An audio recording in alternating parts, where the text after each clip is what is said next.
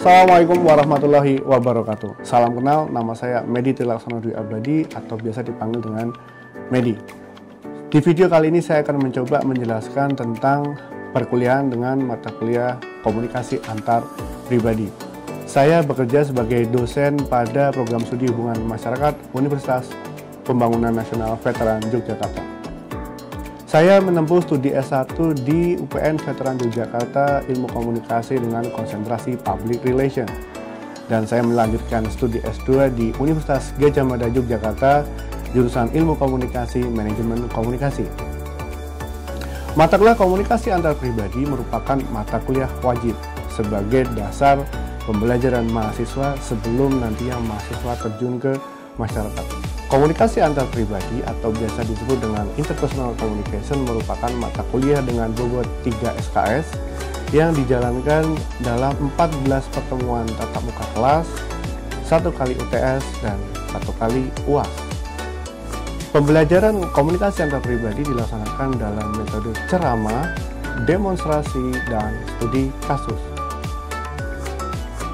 Mata kuliah komunikasi antar pribadi memiliki capaian pembelajaran yang dibebankan pada mata kuliah, yaitu yang pertama, sikap berkontribusi dalam peningkatan mutu kehidupan bermasyarakat, berbangsa, bernegara, dan kemajuan peradaban berdasarkan Pancasila. Yang kedua, keterampilan umum, mampu mengkaji implikasi pengembangan atau implementasi ilmu pengetahuan, teknologi, yang memperhatikan dan menerapkan nilai humaniora yang sesuai dengan keahliannya berdasarkan kaidah, tata cara, dan etika ilmiah dalam rangka menghasilkan solusi, gagasan, desain, atau kritik seni. Capaian pembelajaran berikutnya yaitu berpikir tingkat tinggi atau high order thinking skill, misalnya komunikasi, kolaborasi, berpikir kritis, kreatif, logika komputasi, welas asih, dan tanggung jawab kewarganegaraan.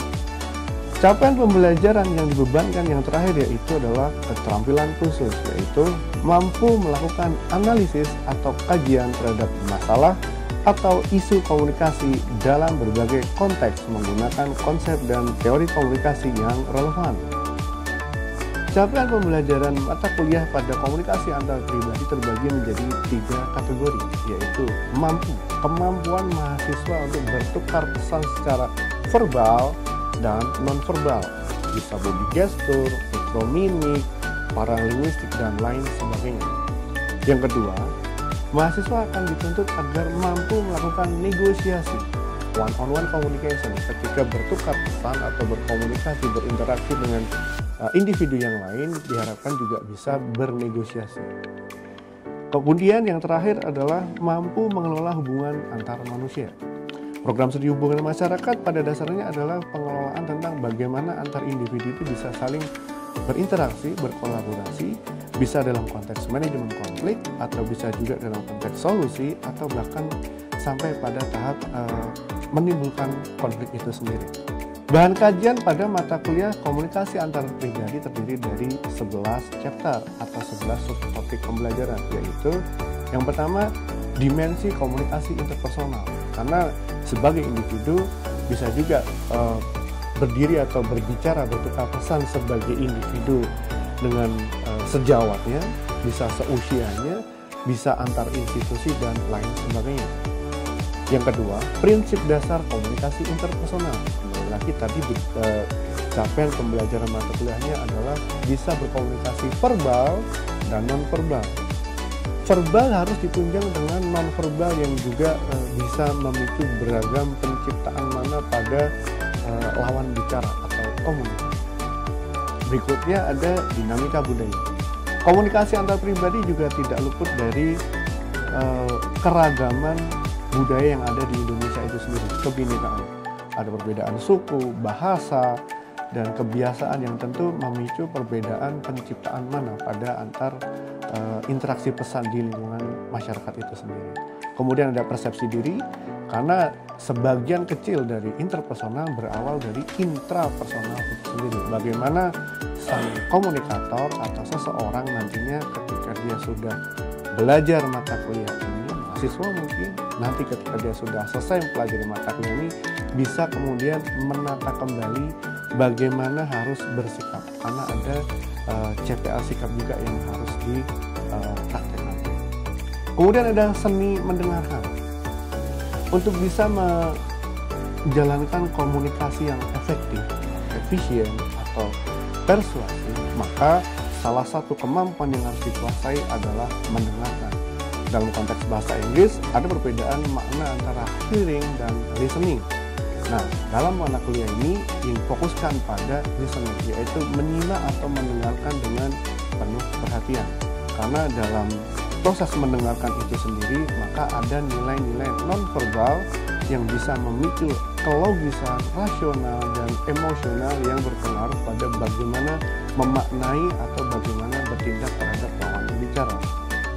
Kemudian adanya penataan tata kata atau kalimat dalam konteks komunikasi verbal juga bisa menimbulkan beragam emosi yang bisa memicu beragam tindakan yang bisa yang diinginkan ataupun yang tidak diinginkan. Dan yang terakhir, mata kuliah ini juga belajar tentang bagaimana suatu hubungan itu terbentuk. Ada tahapan hubungan, jenis hubungan, bisa hubungan kerja, hubungan asmara, hubungan keluarga, hubungan pertemanan, dan lain sebagainya. Termasuk di dalamnya tata kelola suatu konflik, bagaimana potensi itu sebuah konflik bisa terbentuk sampai pada tahap resolusi konflik itu sendiri.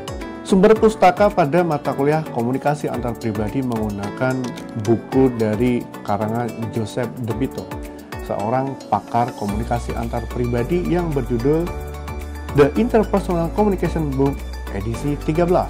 Sumber pustaka tambahan yang dijadikan bahan untuk bisa demonstrasi atau studi kasus pada mata kuliah ini diambil dari portal YouTube.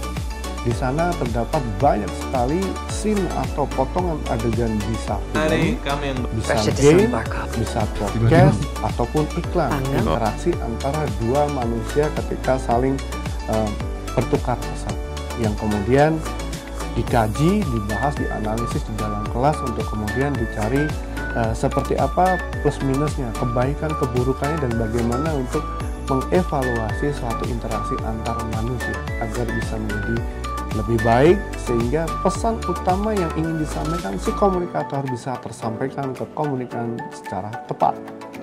Profil lulusan kami ada 4, yaitu adalah PR Officer, kemudian ada Stakeholder Engagement Specialist, kemudian ada Media and Data Analyst, dan Creative Planner.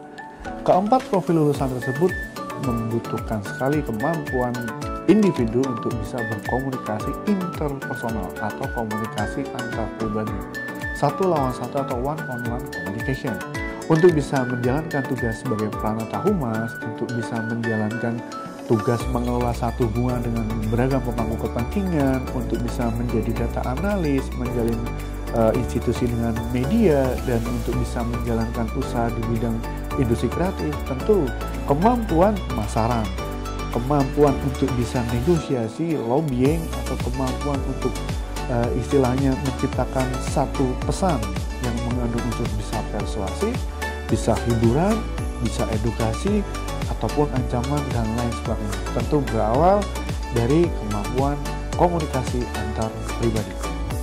Mata kuliah ini salah satu contohnya ketika di kelas bisa diperhatikan dalam bentuk misalnya pada saat sesi tanya jawab, maka terjadi interaksi langsung antara mahasiswa sebagai penanya dan dosen sebagai komunikator atau narasumber yang kemudian menjawab. Interaksi antara dosen dan mahasiswa ketika terjadi tanya jawab diskusi ini sudah sekaligus menjadi contoh nyata praktek di kelas pelaksanaan komunikasi antar pribadi itu sendiri. Termasuk di dalamnya saya juga mendemonstrasikan seperti apa contoh-contoh komunikasi nonverbal yang mungkin banyak mahasiswa tidak aware atau tidak sadar bahwa penting sekali untuk menata komunikasi nonverbal itu sendiri. Sebagai contoh, permainan tatapan mata. Apakah tatapan mata itu dalam arti tatapan untuk menghormati lawan bicara ketika bertukar pesan, bisa juga tatapan untuk istilahnya merendahkan, mengintimidasi, karena dalam konteks negosiasi kadang-kadang membutuhkan tatapan intimidasi untuk mendahulukan lawan bicara itu sendiri. Baik, saya kira ulasan uraian tentang komunikasi antar pribadi saya kira cukup sekian dan terima kasih. Assalamualaikum warahmatullahi wabarakatuh. Ya baik, bismillahirrahmanirrahim. Assalamualaikum warahmatullahi wabarakatuh. Ya baik, selamat siang teman-teman semuanya. Sampai ketemu lagi dengan saya siang hari ini di pertemuan terakhir sebelum UTS, minggu depan kita UTS. Ketemu lagi di mata kuliah komunikasi interpersonal atau komunikasi antar pribadi. Kita kemarin juga masih membahas tentang nonverbal, masih banyak hal di komunikasi nonverbal. Kita masih melanjutkan komunikasi nonverbal. Ingat, dalam konteks komunikasi interpersonal atau one-on-one communication, ada 3 hal mendasar yang harus dikuasai. 1, active listening. Mendengarkan, not just hearing, listening. 2, komunikasi non-verbal. 3, komunikasi verbal. 3-tiganya saling berpengaruh terhadap ketercapaian yang kita inginkan ketika bertukar pesan dengan lawan bicara kita. Baik, sebelum belajar lebih jauh lagi, sebelum diskusi lebih jauh lagi, kita awali dulu dengan berdoa. Berdoa minta ketenangan, kelancaran, dan kemudahan. Berdoa menurut agama dan keyakinan kita masing-masing. Silakan. Ya, baik. Kita lanjutkan. Kita akan belajar tentang faktor alamiah komunikasi non-verbal. Mekanisme pengiriman dan penerimaan pesan non-verbal, dan faktor perbedaan budaya terkait komunikasi non-verbal. Sekali lagi saya refresh. Komunikasi non-verbal adalah proses penyampaian dan penerimaan pesan. Encode dan decode. Kita membaca dan kita ngasih pesan ke orang lain. Tanpa pembicaraan, tanpa kata, tanpa kalimat. Non-verbal. Yang paling mudah, facial management atau mimik muka. Bisa juga dengan body gesture dan sebagainya. Nah, hari ini kita masuk ke, ini kemarin kita terakhir sampai sini ya teman-teman ya. Ada saluran komunikasi nonverbal, ada 9. Ada body gesture, body appearance, facial communication, eye contact, touch communication, paralanguage silence, spatial message, artifactual communication, dan temporal communication. Nah, kita lanjut ke sentuhan, komunikasi sentuhan atau tactile communication. Komunikasi perabaan. Ini salah satu aspek komunikasi paling primitif yang kita alami sebagai manusia. Jadi orang itu, zaman sebelum ada bahasa, bagaimana komunikasinya? Misalnya contoh.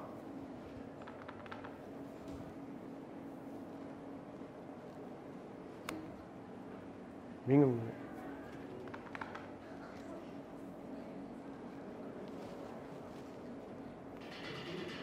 Oh, nyari makan, berburu. Tanpa saya menjelaskan dia bisa nangkep kan? Itu contoh. Touch-nya untuk nyari perhatian dia sedang saya panggil. Kemudian nonverbal berikutnya ada praktek ngasih saya dan kamu ke sana, ada bos yang gede opo gitu kan? Kemudian begini, kayak ngelempar tombak. Kenapa kalian langsung bisa nangkap? Oh, ini ngajak saya berburu ya? Itu loh. Saya tanpa menjelaskan langsung nangkep berburu. Tactile communication.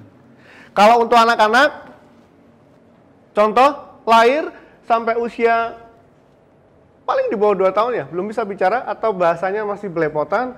Contoh 9 bulan, gimana caranya mengenali anak, bayi terutama, 1 tahun wes. Dia kan nonverbalnya juga paling hanya suara tangisan. Coba deh tanya sama bapak ibunya, terutama ibu, atau yang punya adik kecil. Suara nangis itu pun juga bisa, gimana ya, kita bisa mendekode nangis ngantuk kah, nangis lapar, atau nangis kesakitan dan sebagainya. Maknanya, ada perasaan positif, kesenangan, kendali, ritual, dan terkait aktivitas rutin. Saya mau highlight yang perasaan positif dulu. Ketika sang bayi tadi lahir, dia nangis karena perbedaan suhu, alam, dan sebagainya. Begitu dia dapat istilahnya IMD, maka dia akan merasa nyaman, tenang. Karena posisi kulit tubuh bayi juga nempel ke ibunya. Touch communication. Tenang. Kenapa orang yang nangis atau sedih dan sebagainya dipeluk itu tenang? Ada getaran apa di sini? Jantung kah atau hati? Mana yang bergetar? Kayaknya jantung. Tapi dekapan itu, pelukan itu kemudian berpengaruh ke positive emotion. Dia merasa terlindungi. Sekarang kita masuk ke paralinguistik. Paralanguage, pengaturan vokal, pengucapan kata atas suatu kalimat. Ini ada contoh 5 kalimat tanya. Nanti kita coba praktekkan. Berkaitan dengan cara pengucapan sesuatu dengan apa pengucapan sesuatunya. Contoh. Yang pertama. 5 kalimat tanya ini sama persis. Tapi yang saya bold beda bagiannya. Yang pertama dulu. Jadi, ini orangnya yang habis beli Ferrari terbaru. 2. Jadi ini orangnya yang habis beli Ferrari terbaru. Jadi ini orangnya yang habis beli Ferrari terbaru. 3 aja dulu. Sama atau beda? Beda. Pengaruhnya ke teman-teman ketika mengencode suara saya gimana? Kalimatnya sama persis loh. Paralanguage. Mainkan itu ketika kalian one-on-one communication dengan tujuan apapun. Bisa? Mau dicoba? Silakan. Kalau mau coba. Jadi kayak itu loh. Seperti kalian mau bikin gimmick nyindir. Jadi ini orangnya, kalau dilihat mukanya, mata kita tuh seolah-olah kayak, oh jadi ini orangnya. Jadi ada kayak melotot, ada kayak gimana gitu. Atau jadi ini orangnya, sekedar datar. Beda toh? Ketika kita aktif listening dengan orang yang sedang berbicara, terlepas dari topik yang dia sampaikan, pendengar itu juga membentuk kesan. Kita ketika lagi aktif listening, pasti OTW membentuk kesan. Apa yang dia sampaikan, pasti kita kemudian memaknai, menginterpretasikan berdasarkan permainan paralinguistik. Jadi ini yang besok mau TS. Iya. Jadi ini yang besok mau TS. Itu sudah berubah. Ya kan? Ada makna, ini kayaknya ngejek saya atau gimana? Oh, jadi kamu. Beda tuh? Ini ya. Dalam hal berbicara, suara tertentu, ingat ya, suara tertentu menunjukkan tanda karakter seseorang. Apakah dia insulting, menghina teman-teman, atau hanya sekedar ya bicara datar apa adanya. Nah, yang menarik, ketika kita sebagai komunikan mendengarkan itu, bisa dengan mudah dan akurat menilai karakter status sosioekonomi hanya dengan mendengar sampel suara pembicaraan. Jadi ini orangnya, bayangkan kalian nggak ngelihat saya, wes. Misalnya saya tutup gini, wes. Ya ini cuma contoh aja kan, kalian nggak lihat muka saya toh. Oke, sekarang perhatikan. Jadi ini orangnya. Bandingkan dengan, jadi ini orangnya. Beda nggak? Beda. Simple. Hanya dengan mendengar sampel suara pembicaraan dengan durasi 1 menit. Bahkan kurang dari 1 menit. Saya pengen ngajak teman-teman untuk melihat satu video. Ingat ya, poinnya yang kita pelajari ada listening, verbal, dan non-verbal. Perhatikan dulu. One-on-one communication. Perhatikan listening, verbal, dan non-verbal. Cuma sebentar kok ini, 2-3 menit. Dilihat dulu. Ada yang mau ngasih respon? Ceritakan awal mulanya sampai endingnya. Bagi 3 wes. Input awalnya, poinnya gimana, situasi verbal dan non-verbalnya. Di tengah-tengahnya ada proses apa, sampai closingnya gimana. Nangkep nggak tapi poinnya? Oke, yang bilang nangkep tak tanya sekarang. Apa aja yang kamu tangkap dari awal? Awalnya ngomongnya jauh-jauhan kan. Jauh-jauhan? Hah? Terus? Jelasin dulu. Ini tak bahas. Awalnya jauh-jauhan, terus si Hulka deketin tuh, terus masih ditolak kan. Terus akhirnya ngobrol, terus makin dekat jaraknya, terus ada sentuhan juga. Komunikasi apa namanya? Tactile communication atau touch communication. Ada lagi yang lain? Yang lebih detail lagi? Non-verbalnya? Coba, karena kita lagi sesi non-verbal, dibedah deh, di dua manusia ini non-verbalnya apa aja. Dari awal, tengah, akhir. Coba, apa yang kalian baca dari durasi dia mau masuk sampai di sini? Kayaknya saya lebih hati-hati deh kalau mau masuk situ. Lantainya licin. Apa nih? Ada yang manggil saya nih. Itu kan? Tinggi, besar, sombong, arogan, ngerasa paling kuat, gitu kan? Hanya gara-gara ada yang nyamber dia. Ceking, kurus, lebih kecil lagi. Kayaknya perempuan juga. Lihat gesturnya dia. Dengan santai aja dia. Ngobrol ya santai aja. Kecil, tapi dia tidak merasa lemah. What do you want from him? Kamu mau apa dari Dr. Strange? Sebenarnya saya pengen itu sih. Karena dia bilang, oh, ini ya maksudnya. Kan gitu. Paranglimesnya main loh ya. Kayaknya enggak sih. Tapi saya enggak minta loh. Maksa dia. Dengan PD-nya dia. Dengan PD-nya dia merasa si paling tinggi, besar, kuat. Dengan segala daya kekuatannya. Dia mau mencoba merebut paksa, ternyata dia punya kekuatan pukulan yang lebih kuat. Endingnya apa? Bukan endingnya. Dia kaget. Kok bisa saya dikeluarkan begini? Gimana ini? Keluar dari jasad ini. Lihat mukanya dia. Baru ditantang balik nih. Let's start over, shall we? Dengan gaya dia yang bisa kita ulangi lagi. PD tanpa kelihatan songongnya kayak si dia. Baru dia ngemis-ngemis tuh. Can't help you, Bruce. Dia masih ngerasa tidak percaya bisa dikeluarkan dari tubuh Hulk besar itu. Ngemis-ngemis mau minta negosiasi. Ini sesi negosiasi sebenarnya. Dan akhirnya si kecil kurus tadi tetap dengan PD-nya enggak ya enggak. Sampai akhirnya dia ngasih sesi diskusi. Dia mencoba menjelaskan pertarungan dari sisi Bruce Wayne ketika kok Bruce Wayne sih? Siapa? Kok Bruce Wayne? Bruce Wayne kan Batman. Yang jadi Hulk itu siapa? Bruce Banner, sorry. Bruce Banner kan orang saintis ya, dia kan ilmuwan. Dia menjelaskan tentang fisika atau kosmologi dan sebagainya. Persoalannya, Ancient One itu kan basicnya dia peran film di situ kan adalah penyihir yang paling ampuh lah, kira-kira begitulah dan sebagainya. Dia masih ragu dengan penjelasan saintifiknya Bruce Banner. Iya, benar teorimu, tapi membahayakan realitas di zaman saya. Intinya kan itu tuh.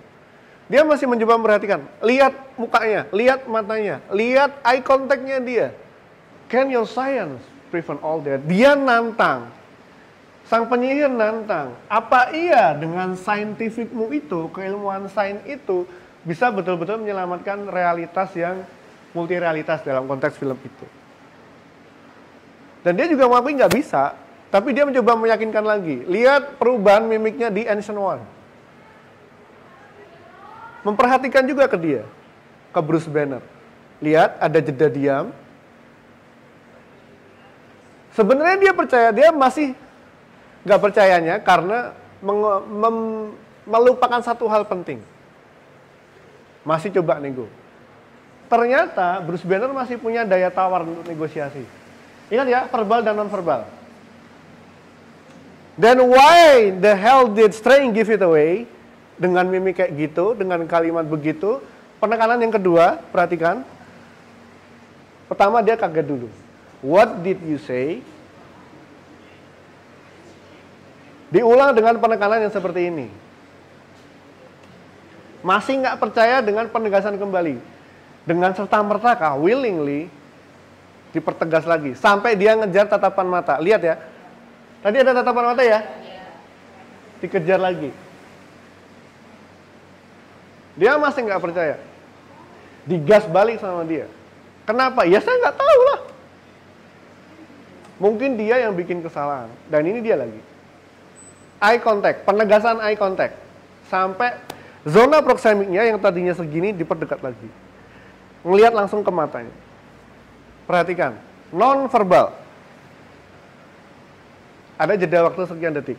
Lihat matanya dia, lihat ke matanya Bruce Banner kanan kiri.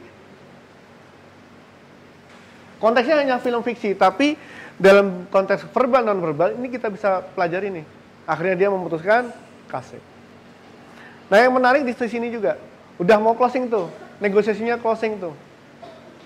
Lihat lagi non-verbalnya. Masih dia meyakinkan, dokter ini itu terbaik dari yang terbaik di antara kamu. Ragu, tapi mau, nggak ada pilihan lain. Posisi negosiasi ketika one on one mentok nih. Perhatikan mata atau mukanya. Lihat non-verbalnya, dead. Dia mendekat.